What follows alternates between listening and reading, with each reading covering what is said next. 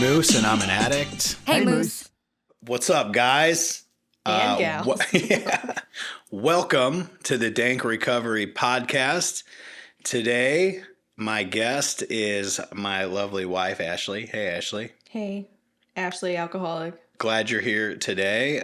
Excited to dig into your story. I guess not for my sake. I know literally every single thing that there is to know about you.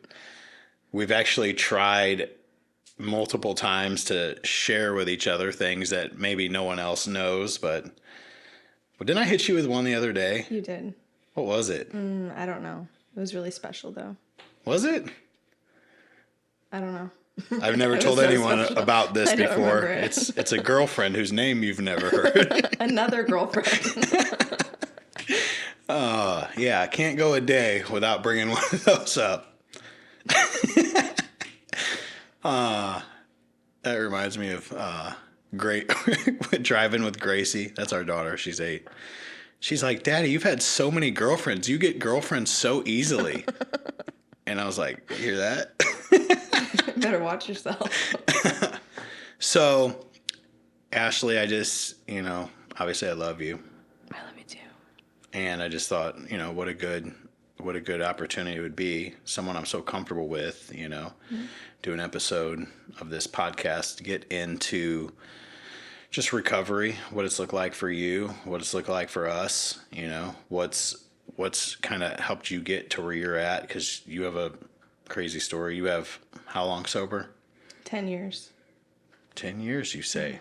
I just learned something new about you. Stop it. I didn't even know you were sober. September 19th, 2014 is my sobriety date. Awesome. So what was it like for you when you started using for the first time? Like, when did that begin? So I started drinking when I was in high school, and it was just seemed normal, phasey, everyone's doing it, going to parties and stuff. But the difference was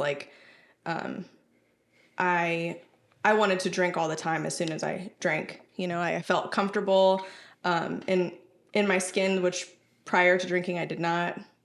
And so yeah, I just started off pretty phasey, just trying to fit in, and so the difference was that I just wanted to drink all the time. And I'm like, hey, are we gonna get together this weekend? And my friends would be like, not this weekend. I'm like, why? Why not? As much as I could get alcohol, I wanted to drink. And then it just progressed from there. So the first thing you ever did was drink. The first drug. Yeah. Alcohol was alcohol for you. Yeah. And then I started smoking weed, and I loved that too. And then I started doing Adderall, and I loved that too. And it was just what was available. I was 15 when I started drinking, so it wasn't like I could just go to the store. So I was just, anything that was available to me or presented, I was down to do. So how did that shift? Because, you've told me you were a really good kid. You wanted to obey all the rules. So obviously drinking at 15 is illegal.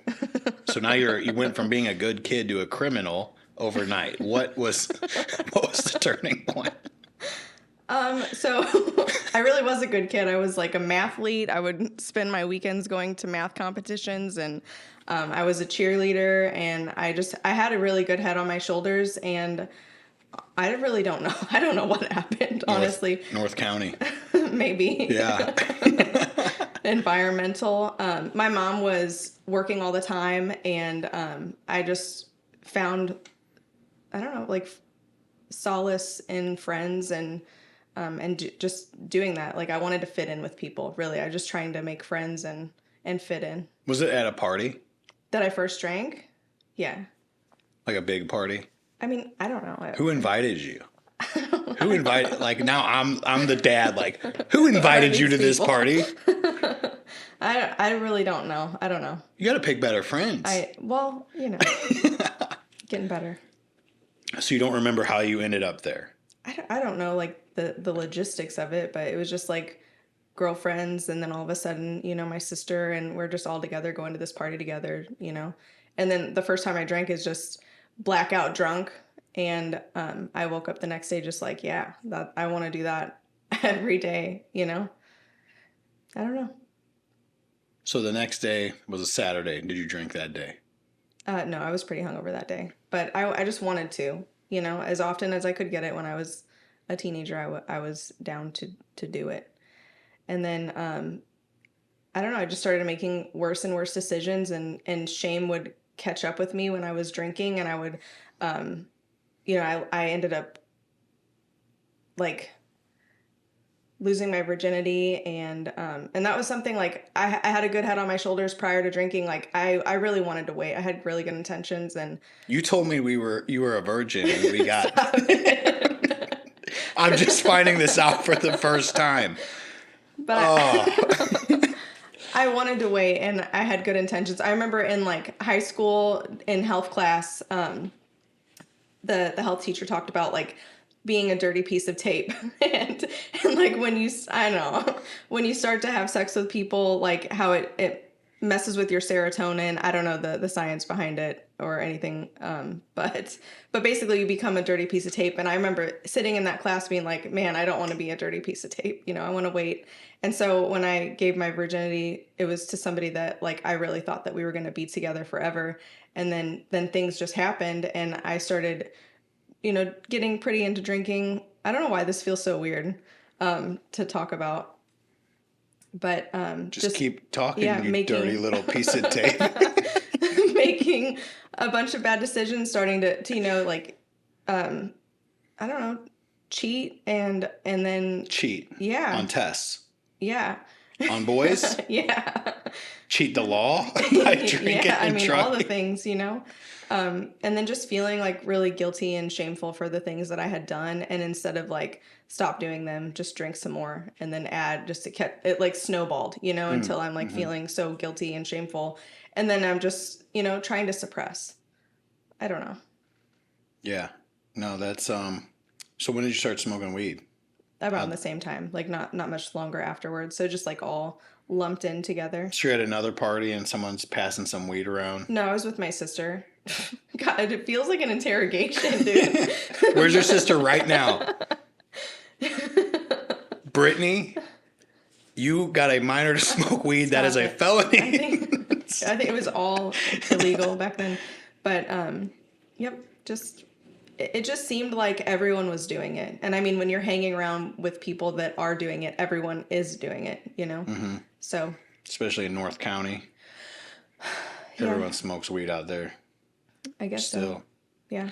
What's interesting is at 16, my mom kicked me out of the house for smoking cigarettes, and I moved in with my dad in California, and really everyone out there is smoking weed. But when I moved out there, like, I don't know, I like cleared it up again. I wasn't doing anything bad. I mean, except smoking cigarettes. That's it. You know, I wasn't drinking. I wasn't hanging around the wrong crowd. Like, I don't know.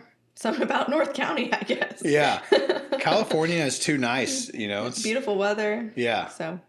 Yeah. Okay. So, and it is, yeah, it does feel awkward interviewing you because I already know all this stuff. I know. But everyone else doesn't. And it's a story that I love because I become a part of it at some point. So what was it like for you? Because you smoke weed, you drink, you love it. Did it feel like it completed some part of you? For sure. Like, and not to be like cliche, but it's like I had arrived, you know, like I have always been very, very quiet, timid, shy. And then when I was drinking, I was able to be outgoing and like what I thought was my true self, you know, I was able to like be bubbly and that's what I wanted. So alcohol did for me what I couldn't do for myself. It gave me like some guts, some balls, I guess. Mm-hmm. Yeah. So then fast forward to,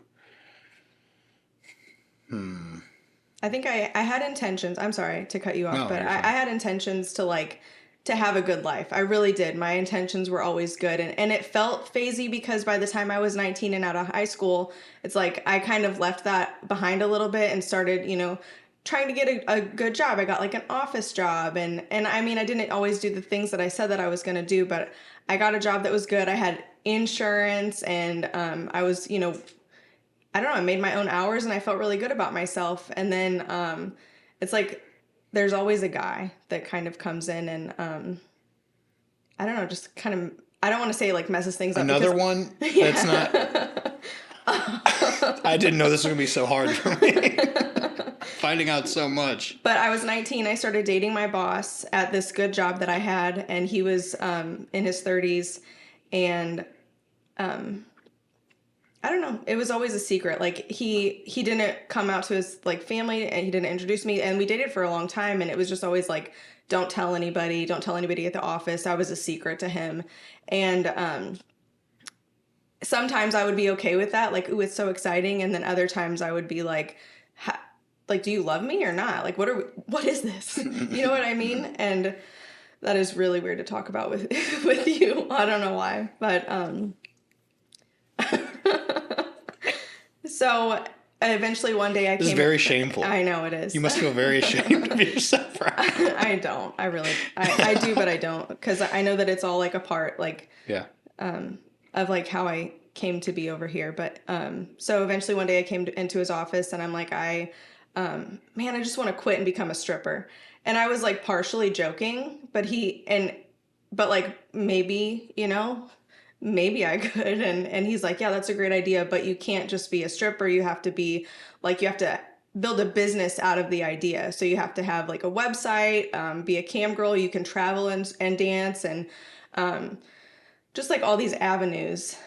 And I don't know, I absorbed it, and I was like, yeah, that's a great idea. And I took it as my own, and I'm like, now I have a career goal, I have these like ambitions all of a sudden that came out of nowhere. And, so I just did, I started to do that, and I started dancing.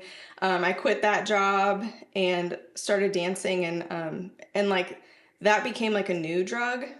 Making money became a drug. And, I still had like that mathlete heart in me. So I was pretty nerdy about it. What's a mathlete heart? Like, I really like Excel spreadsheets, even still to this day. But, so I would like calculate how much money I was making. I had spreadsheets of like what days were lucrative and what, and my first month I worked 7 days and I cleared 10 grand. And I'm like, wow, this is amazing, and like, I started to like, and at that time I was very naive, and I was just so sweet and innocent at the beginning of that. And I don't think that you can walk into an industry like that and come out unscathed, Mm-hmm. But when I walked in, I was very like, as pure as you can be, I guess, to walk in there. And like I said, my intentions were always good. I thought. So, did any of the girls there have like good relationships with their dad? I don't know, but lots of them are named Ashlie. That's a pretty normal name. That's their stripper name that they choose? No, you can't have the same name. At the club that I worked at, you couldn't have the same name. I got dibs on Ashlie. All right. No, but like our real names were all the Ashleys. Yeah. But sorry, I'm the only Candy here. You can't be Candy. So I became Megan, and why Megan? So because there was a website, I looked at like a first and last name, like how Jenna Jameson, I really had ambition to be like her. And I was looking for website names that weren't taken, and Megan Stone wasn't taken. So I got that website. There's nothing on it, and I never put anything out there. I'm really grateful for, but that's why I chose Megan, and it was just pretty classic. And yeah. So anyway, fast forward into all of that. I wasn't drinking at the time. I wasn't smoking weed, and it's like, my boyfriend at the time had said, don't go and make friends. Like, you're just there to make money. And it's like easy to do that at first when you're shy and timid. And I know what you're thinking, like, oh, she's shy and timid and she's getting on stage. Like, you can't see anything when all those lights are on you. Okay. Mm-hmm. But like, I guess the money helps too. But what was I saying? I don't know. Oh, don't make friends. And it's hard to be in that place for a while and not make friends, So then I start to make friends, start to open up, and like, I'm around a bunch of people, like, we do the same thing. We have stories to tell, and jokes to be had, and it's kind of hard. But then there's crazy people there too, Who'd have thought? Yeah, at the strip club? No way. So, you could get rented out, like rented off of the board, for like a suite. And so that was the first time I did coke, was in a suite. And like, that's all we did back there. Like I got paid to go do coke with this guy. And like, that sounds pretty cool. Had you done coke before? No, it was the first time. And I was like, I'm sure you can imagine like how annoying that was. Like, this is the worst day of my life doing coke at the strip club. With this girl who's never done it before. So, but then as soon as I'm ready to start a business. I have business ideas. I have a website. Shut up. So yeah, that's, and then it's just like, I don't know. From then on, it was like not so much about the money, not so much about anything else except like just trying to feel different. And I don't know. I think that's pretty funny that if it was offered there, I was down to take it, you know? And then anything that I didn't do is because it wasn't presented. Well, that's all made up, right? That none of that actually happened. So get on to the real story. That was a dream I had. That's crazy, bro. So, I mean, just like anything with addiction, it's like fun plus problems, and then all problems. And so that's really, I mean, I think being a stripper really put the lead on the gas pedal for my addiction, you know, and it gave me more things to be shameful about, and it just kind of fed itself. So eventually I wasn't going there to make money. I was going there to feel different and really not wanting to spend all my money on drugs and alcohol. But now I'm, you know, very quickly a homeless stripper who's just there to pay for her drugs. And it just escalated very quickly. And I think I'm grateful that it did, you know, because I don't know. I looked around and I didn't want to be like this old lady stripper. Was there some of those there? Yeah. It's like, hey, we're bringing the retirement home to the club today. But it really is like, money is a drug as well. And there was this girl that I met there. She started dancing. We were entertainers, but this one of my dancer friends, she said, "We're all strippers when we die." Like, well, so anyway, this girl started dancing to pay for her nursing degree, and then she decided to not become. She's like, "I went to nursing school, and now I'm just gonna stay a dancer because I'm making more money than I could as a nurse." And so it's just like I don't know. Come here for this, and it's like bait and switch. Is that what you would say for that? So yeah. Now the next part of the story is where I walk in filled with the Holy Spirit and I'm like, you, and I throw you on my shoulder and I walk out of there and sober you up. No, but you know, I was looking for an escape. So I did. I clung on to a dude who did not want me to dance. It was a different guy, you know, there's just always a different guy. Sorry. And, he would like shame me about it, shame me about my past. And that just fed me drinking too, you know? And I just wanted to drown out all the things that I did, while I was there and how I got there. And just, it just became like this. I couldn't do enough to stop feeling just bad about myself. You know, I had low self-esteem when I got there. Otherwise, I don't think that I would have been there, just to be honest with you. Like if I respected myself, I would have been totally different. I would have, just been totally different. But I didn't respect myself, and so I clung to a dude to like save me from that lifestyle, and I don't know. We ended up moving to Florida, and we just kept getting drunk together, and eventually it all came to a head when we just had another fight. It was just always a fight, and always drinking, always a fight. And I just remember like standing in the bathroom, and I had taken, I was very dramatic. I can still be dramatic sometimes, but I took a knife and I was in the bathroom, and I just wanted to kill myself, but I was too afraid to do it. And like he's banging on the door, you know, it's just so dramatic, really. But I really wanted to die. I was like over it. Like this cannot be life, you know, like this is not what I had planned for myself. Like as a kid, I wanted to go to college. I wanted all these things, you know, and then slowly I gave myself away, really. And I You bit his face. yeah, I did. Thank you for reminding me. We got into an argument, I bit him, and then I called the cops because like as soon as I did it, I forgot that I did that. And you're not supposed to bite people. There was like a story weeks before that like this person on bath salts bit this guy's ear off or something, and it was pretty like you don't go to Like Florida. another bath salt head. You don't go to Florida and bite people's ears off, but he is not missing an ear. But I mean, not from that. At least I don't know what I was doing right now. So we, I just remember like feeling that something has to change. And I thought that the only way that I could change was to be locked up in a cage. And I had like $17 that his brother had given me to like, here, take this. And I went to a bus stop and I just stayed at the Greyhound station and eventually got a motel and ended up staying in Florida and walked to my first AA meeting. And yeah, that's how I got sober. Staying in a motel, walking to AA meetings. I didn't have a job. I didn't have a car. I didn't have anything. I was in the middle of nowhere with nobody that I knew. And yeah.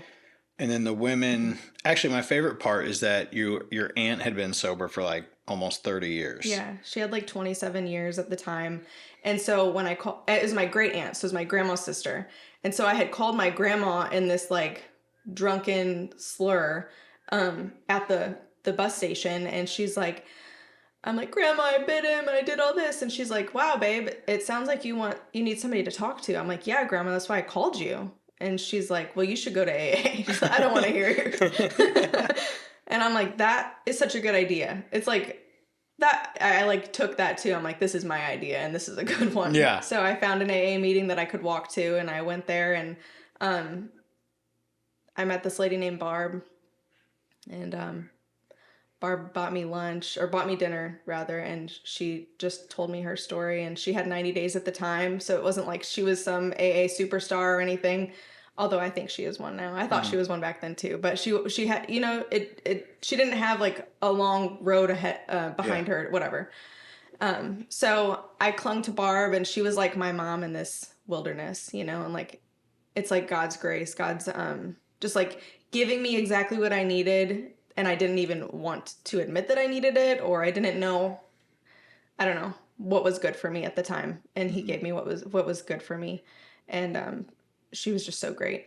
And then after working through the steps, you moved back to St. Louis. Yeah. So my grandma passed away when I had 90 days sober. And it was like a turning point for me too. I was about to get out of the motel and rent a place of my own with some girls that I had met, or I could move back to St. Louis. And when my grandma passed, it was just kind of like a no-brainer for me. So I decided to come home and, I stopped going to meetings. I stopped doing the things that I needed to do, but like I like somehow stayed sober. Honestly, I really think it was just his grace. And eventually my sponsor from Florida called me and she had just gotten done with the convention. And she said, you know, how's it going? And I'm like looking around my apartment, like just living in filth. Like I'm chain smoking cigarettes. My house is a mess, you know. I have the apartment, but I'm just not taking care of it. I'm not stewarding my life well. Things are going downhill again pretty quickly. And she's like, I'll sponsor you, just start going to meetings. And like, I just was scared of her, even from Missouri. So I started going to meetings again. And then I met you and you walked across the parking lot with you had a sober shirt on. It said sober. And your hair was blowing in the wind. You had hair back then. Yeah. And you were all like beefy. And I was like, oh, I'm going to get that. That's mine. We were so cute back then too. You were very beefy. I mean, that was 10 years ago this year. Yeah. Yeah. So that day I was like, I'm not even going to go to a meeting. I don't need to go to a meeting. I really just wanted to relax. I always went to my home group. I said, I'm just not going today.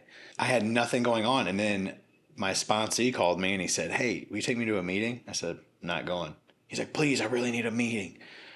I was like, I'm not going. He's like, isn't it like your home group? I'm like, yeah. He's like, aren't you like supposed to go to that? I was like, damn it. I really don't have a good excuse to not go to my home group, especially when my sponsee is asking to go to a meeting. Right. So we went to the gym before that and we lifted weights. It was chest day, did all chest. Extra beefy. Yeah. You had the pump. I couldn't even tie my shoes the next day. This dude was like a straight animal inmate. Like worked out like a beast. And it was chest day.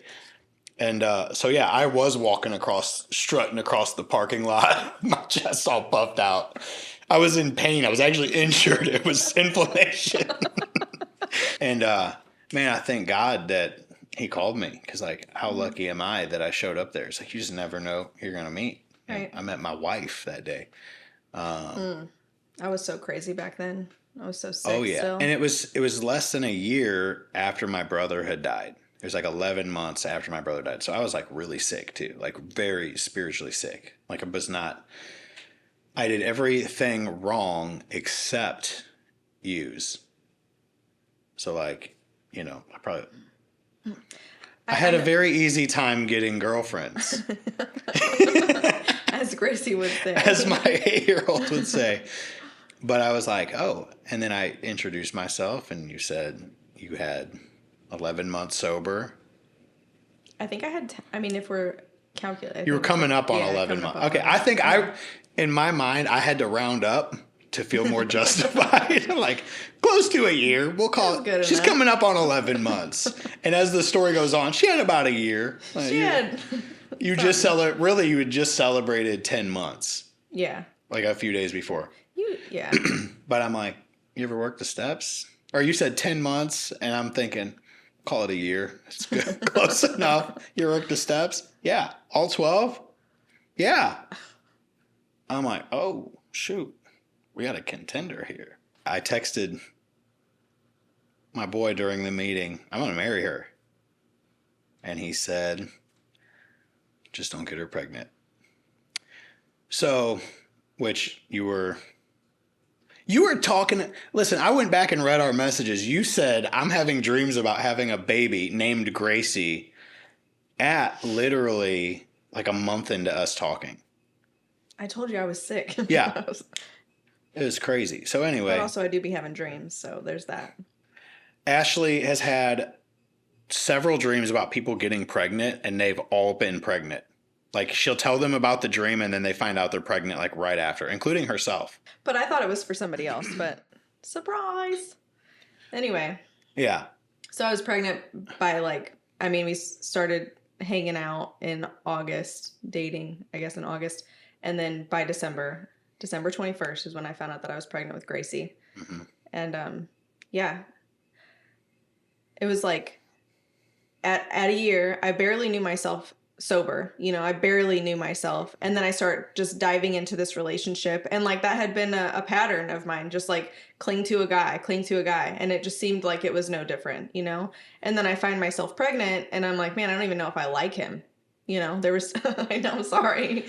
There was like things that were just, we saw red flags in each other and we just dismissed them, and we can't deny that. Dude, we were super sick. We were both like no business dating anybody. No, honestly. Like me, I'm still grieving the loss of my brother, like heavily. Well, and you had a baby on the way with somebody else too. So there's that. Yeah. There were red flags. That should have been a deal breaker for almost both anybody. It should have been for both of us. Like, listen, I have a kid due in like 3 weeks. It's okay. Yeah. Which, I don't know. So, yeah. So then fast forward, we have Gracie in August.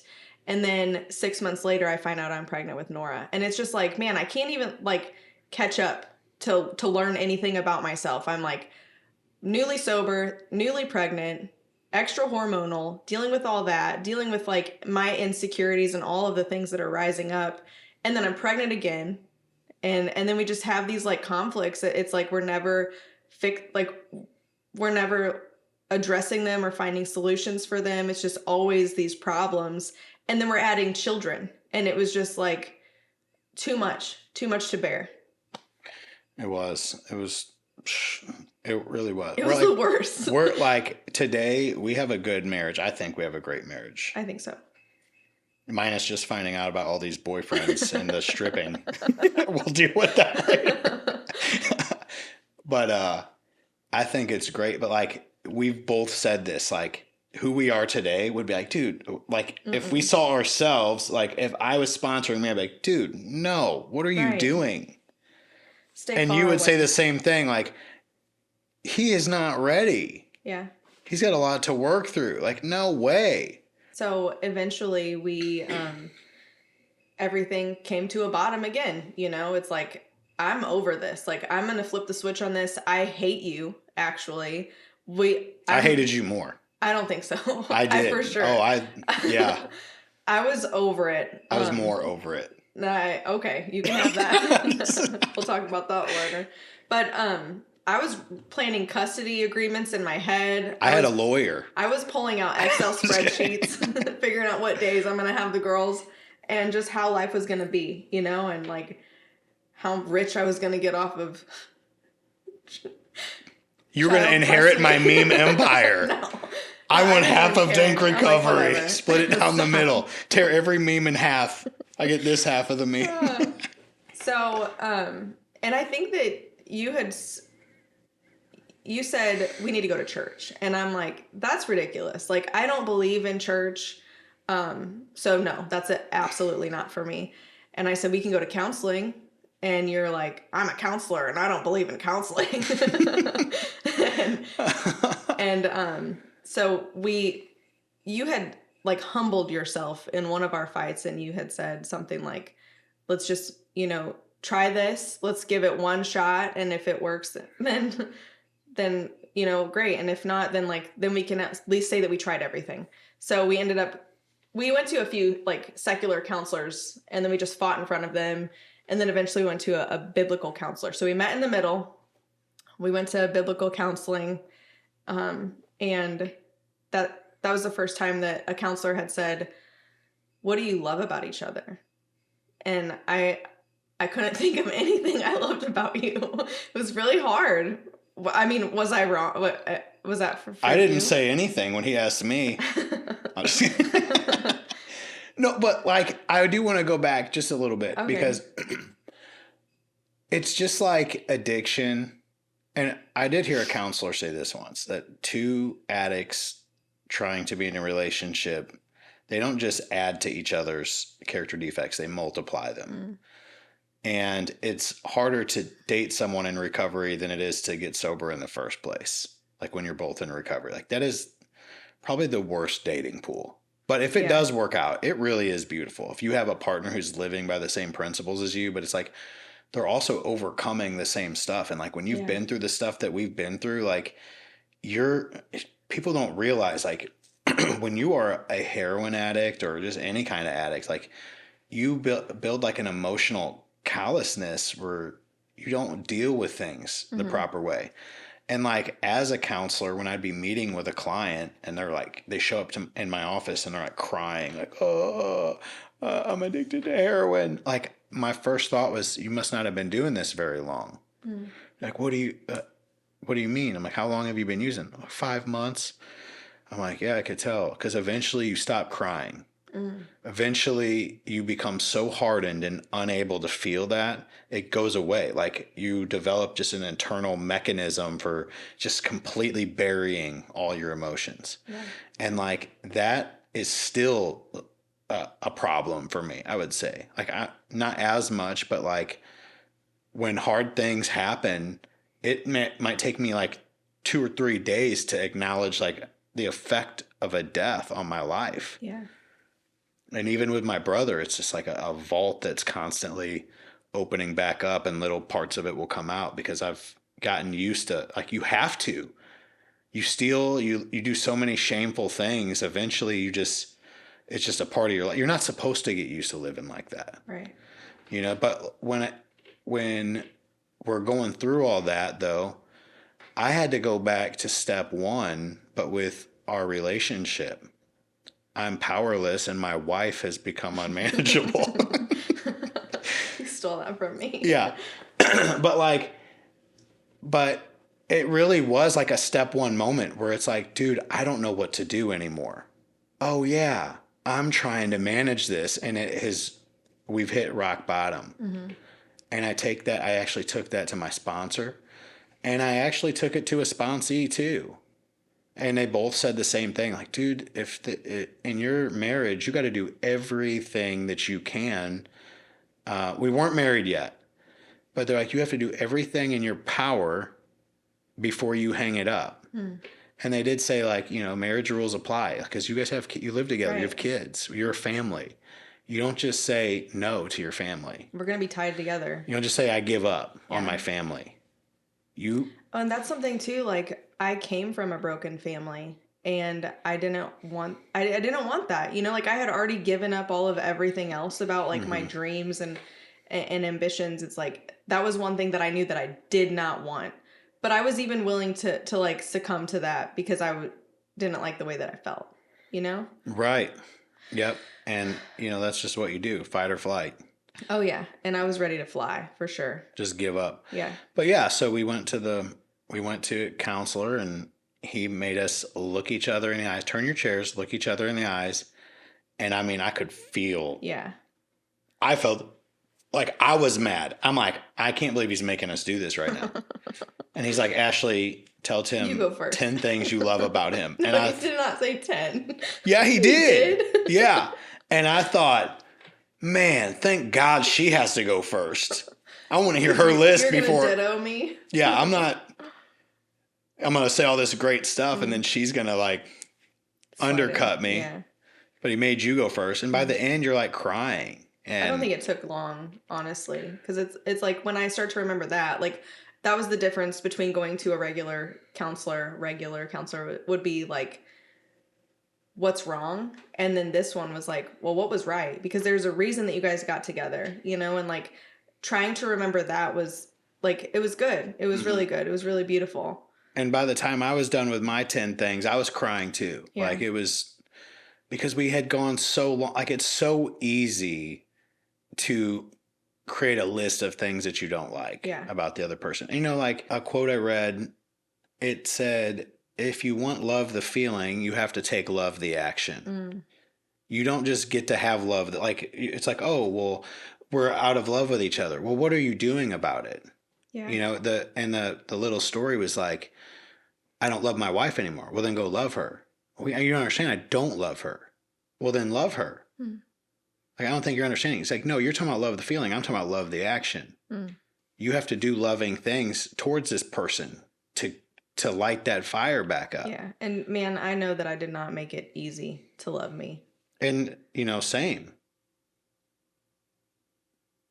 I still sometimes act that way. And I'm like, man, I don't. I'm hard to love, hard to love. It's so true. It is. And how do you submit to somebody that you don't respect? Like it's really hard. But then the instruction was given to you to love me the way that Christ loved the church.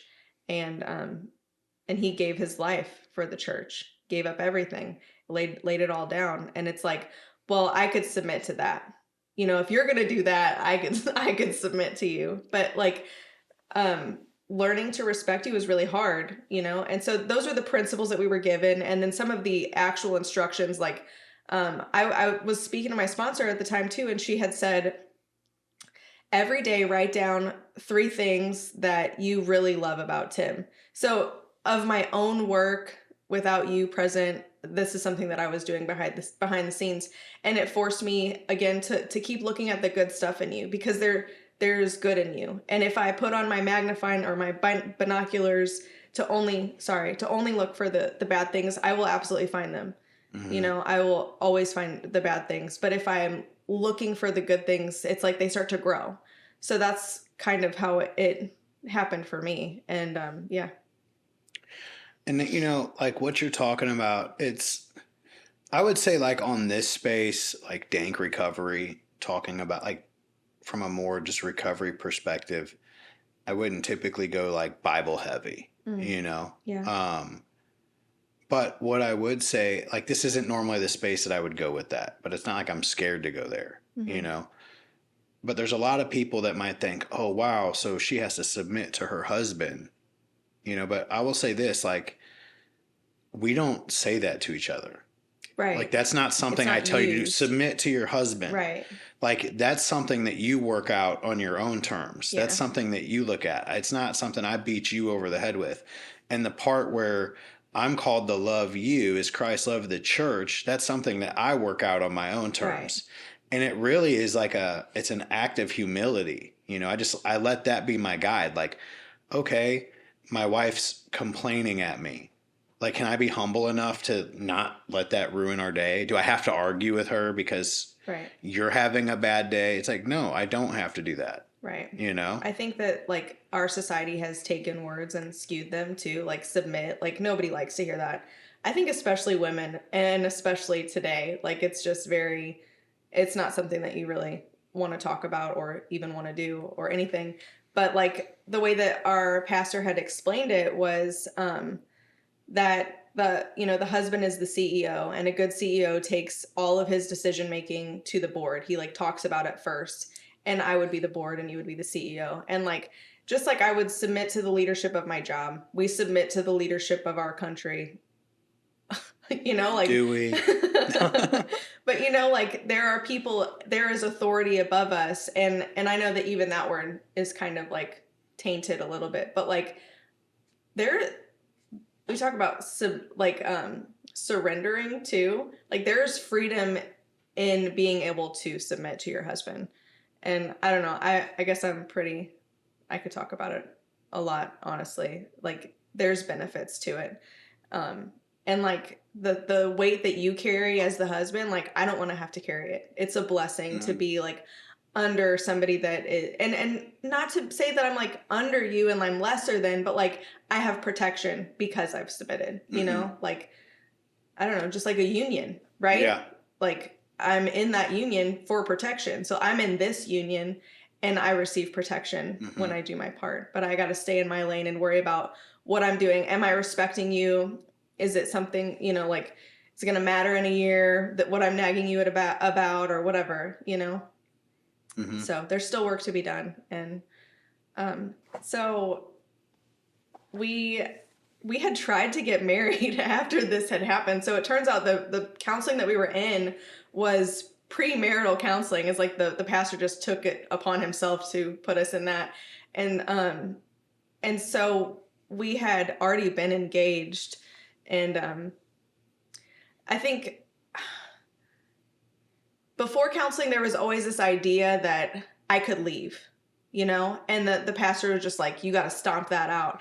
And as soon as I stopped narrating that in my head, that was another big thing too. Like, stop the narration of, like, Tim is evil, Tim's the worst, blah, blah, blah. I got to stop thinking that. I have to catch that thought.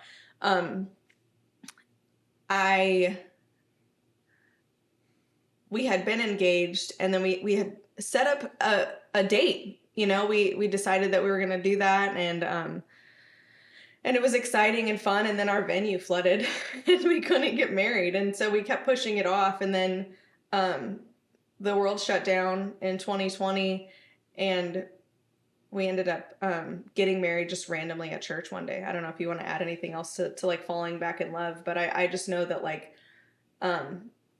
when we decided to get married, for, like, on a whim at church, our house just, like, filled with peace, you know. And I think you tell the story better, just calling it, like, an amends to God for, you know, just living differently.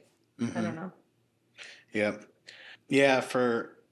You know, I don't know. There was just so much, there was a lot of peace with it. It really, like, the word serenity is good, where it's like, we want to be with each other. Yeah. Not like we're under some obligation to stay together. Well, we have kids or we have these beliefs, like, we have to be together. It was like, no, we want to be together.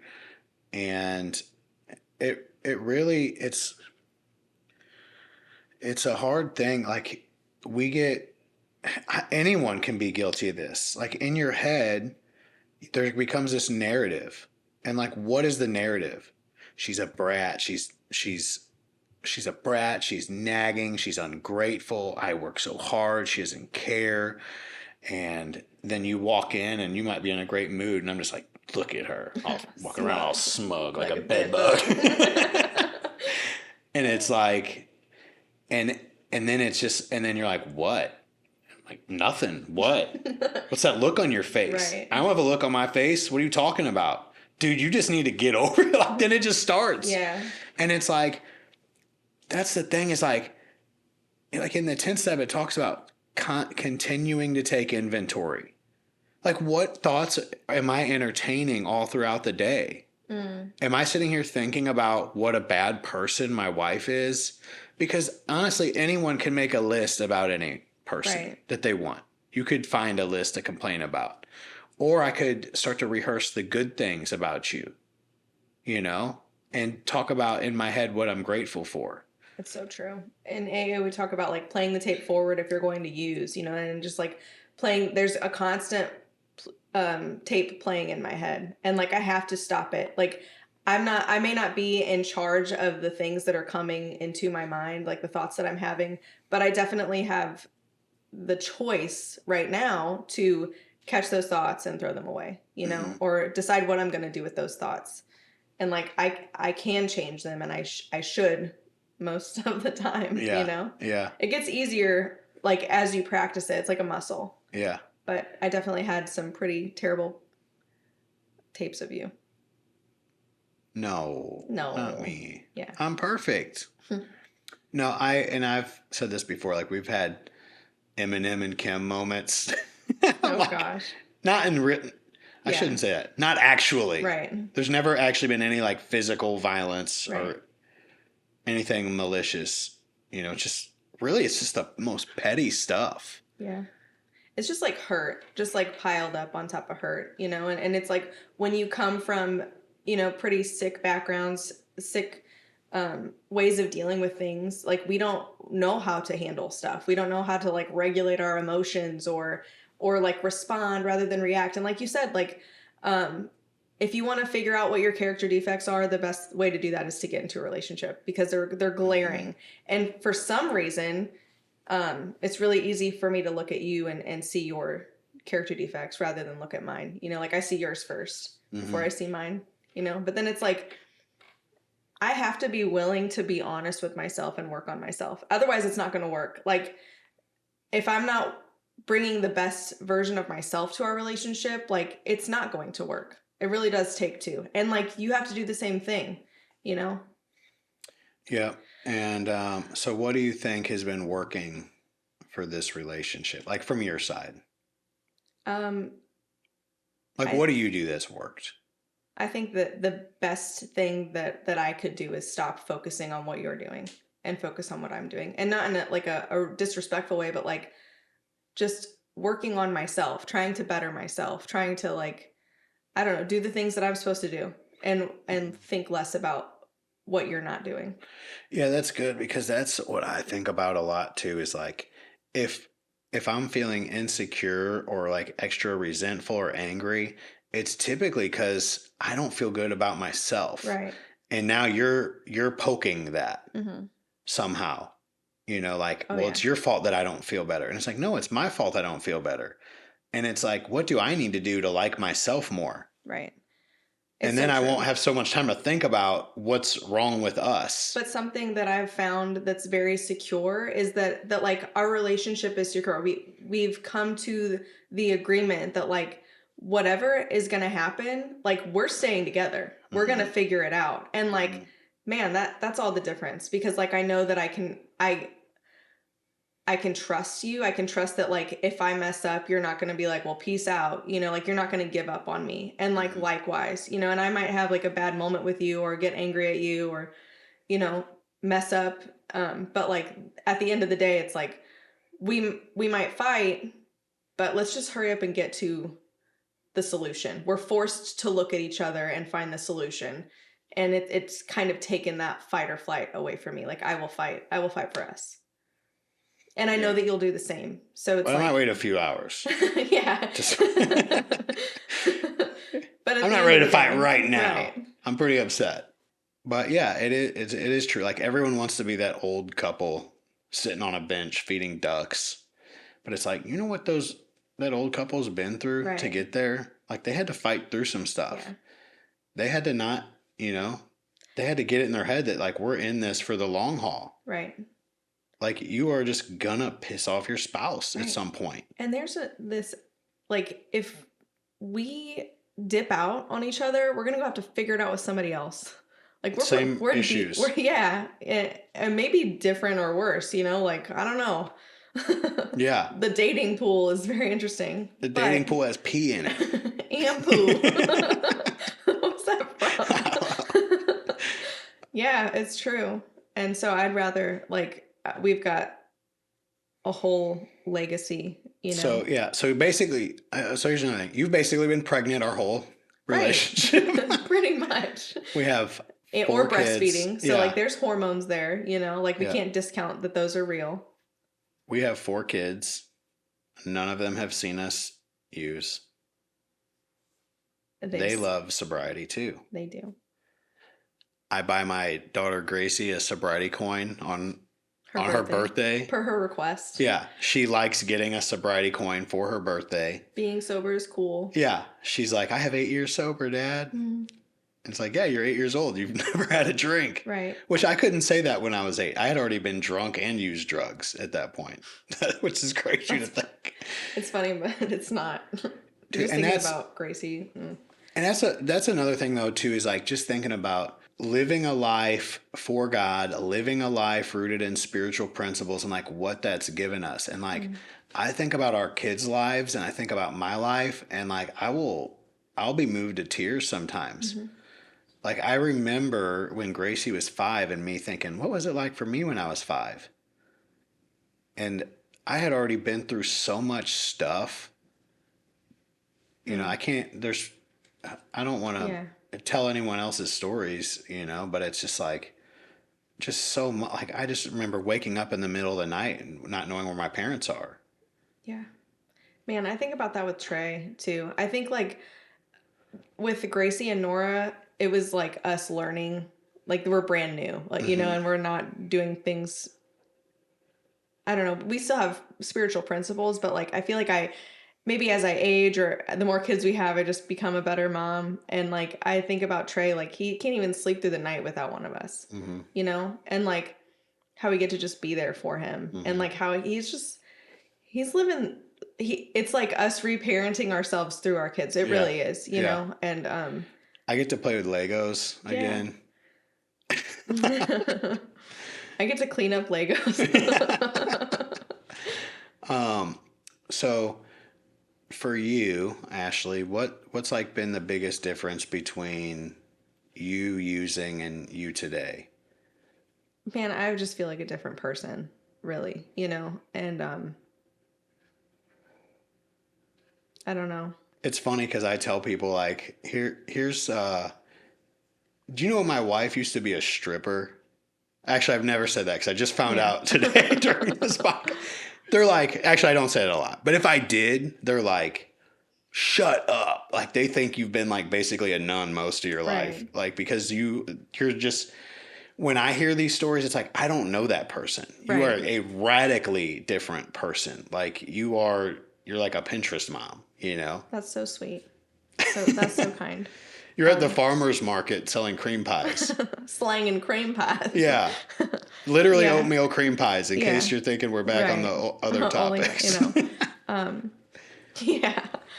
Just totally different. Life is totally different. I did not have plans to be a mom. I did not really want to do that. I didn't want to get married. I and it wasn't like I was pressed into these things. It's like my heart softened to these ideas. And like, I'm so grateful for this life. It's like, I surrendered to my sobriety, to life on life's terms. And like, God has given me a life beyond what I could have ever imagined for myself or like drawn up for any sort of plans. And it just keeps getting better. And as I draw closer to him, as I just try to hone in, I guess. I don't know if I like that word, but Yeah. Yeah, and that's probably the best part is like we get to share that relationship with God together. And it's like the closer that we get to God, the closer we get to each other. Yeah. And then we get to see each other like you saw me at maybe not my alcoholic bottom, but you saw me at some different bottoms, with blonde hair and blonde short Karen hair. Yeah. You know, just like different phases. And like, man, when I look back, like we've come a long way, you know, and we get to share that together. Like we've really grown up together. Yeah. Ashlie showed up after getting a haircut, and her hair was like cut up to here and it was like blonde. It kind of was like shorter in the back. And I was like, would you like to speak to the manager?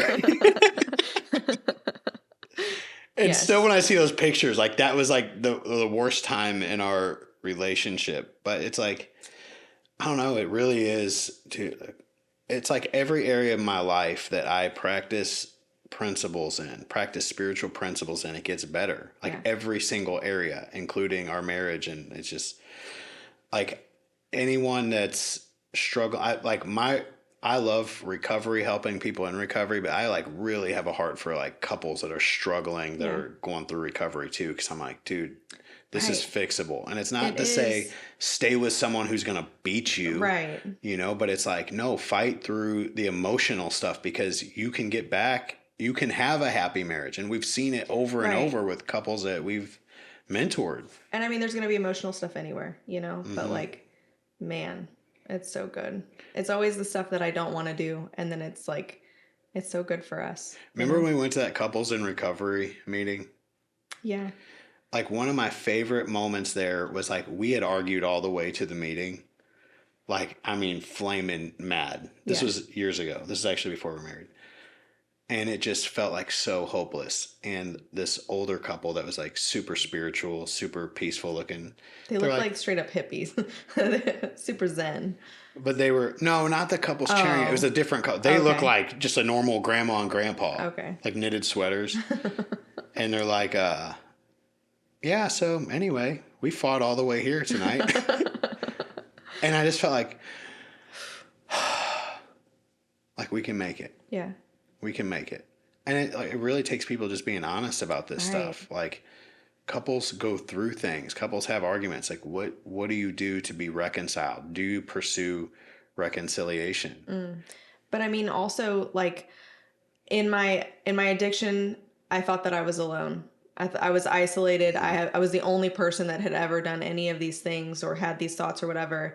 And then I come to find out in recovery that like I'm not the only one. And then we bring that into our relationship too. Like, oh, we're not the only couple that fights on the way to church and then, you know, raises our hands in worship. We're not the only ones that have problems. And like, I don't know, there's just freedom in that. Like we're not set up this like weird high standard that we can never obtain. Like we're human and we continue to strive to be better.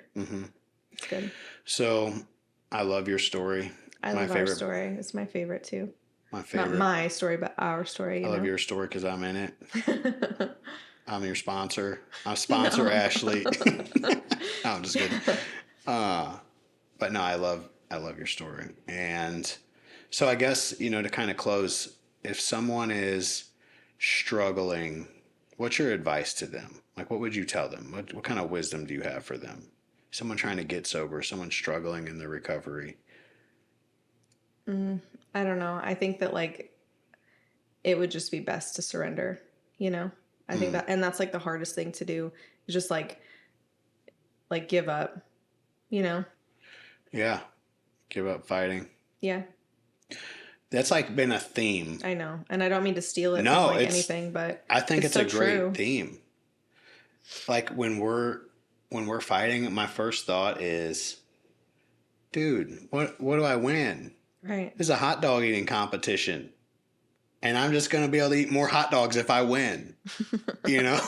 I don't want to win this. Right. Well, and I want to be reconciled. In a relationship, like when we're fighting, like even if I win, I'm not winning. Yeah. You know? At what cost? I have to bludgeon my wife. Oh, and like one of the first prayers that I learned in AA was the St. Francis prayer, which is interesting, but it says so many good things. But one of the lines is like, it's better to understand than to be understood. Mm-hmm. And so it's like, I have to like, I don't know, learn to care more about you or other people, you know? Mm-hmm. Like it's not about me. So I think that's good too. Well, I love you. I love you too. You want to have a strong marriage now? Oh, yeah. You're dialed in. You're locked in. You're like, man, we can do this. Absolutely. We can make it work, babe. Okay. Episode 5 in the books. Thanks, Ashlie. Thanks, Moose. Moose, Big Daddy. Big Daddy Moose. Grateful to have you. Grateful to have this conversation with you. Thank you for watching, listening. Episode 5, whether you're newly sober or you've been sober a long time, keep coming back. It works. We'll keep sharing real stories. If you ever have any questions or anything you want to share back with us, any way that we've helped you or any feedback, please send a message. We'd appreciate that. Timothy@dankrecovery.com. Thanks. Peace. Baby.